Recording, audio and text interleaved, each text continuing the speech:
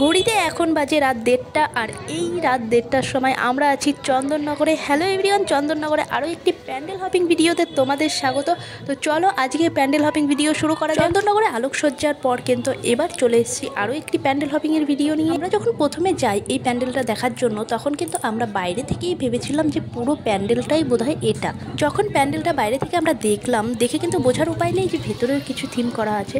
তো আমরা তারপরে দেখতে পেলাম যে এখানে এক্সিট বলে লেখা আছে। তো সেই হিসেবেই কিন্তু আমরা ভেতরে প্রবেশ করলাম, যে এক্সিট যখন আছে তখন তো এন্ট্রি গেটও এদিকে হবে। তো বাইরের কারুকার্যটা দেখে এতটা সুন্দর লাগছে, অপূর্বভাবে কিন্তু এখানে সাজিয়ে তোলা হয়েছে।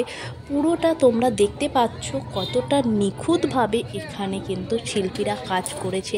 প্রত্যেকটা জিনিস কিন্তু দেখার মতো, তাদের হাতের কাজ এতটা ভালো, এতটা নিখুঁত, ভাবনারই বাইরে। আর এই হলো এন্ট্রি গেট। আমরা এবার ভেতরে প্রবেশ করছি। তবে বাইরের থিমটা দেখেও কিন্তু অনেকে ভাবছে হয়তো আর কিছু নেই, এই পর্যন্তই। সেই জন্য কিন্তু অনেকে কিন্তু দেখে দেখে এভাবেই চলে যাচ্ছে। এন্ট্রি গেটটা যেহেতু একটু ভেতর দিকটা ছিল, অনেকের কিন্তু চোখেও পড়ছে না। তো সেই জন্য এন্ট্রি গেটের ওখানে কিছু একটা অ্যারো চিহ্ন দিয়ে অবশ্যই ব্যবস্থা করার দরকার ছিল, তাহলে হয়তো সবাই বুঝতে পারতো। বাট ঠিক আছে, আমরা এবার কিন্তু মায়ের মুখটা দেখতে পাচ্ছ মাকে এখানে রাজকীয়ভাবে সাজিয়ে তোলা হয়েছে। শুধুমাত্র এখানেই নয়, চন্দননগরের সমস্ত জগদ্ধাত্রী ঠাকুরের মুখটা সত্যি অসাধারণ, দেখার মতো। তো দেখা হচ্ছে অন্য কোনো ভিডিওতে। নতুন হলে অবশ্যই সাবস্ক্রাইব করে নিতে ভুলো না।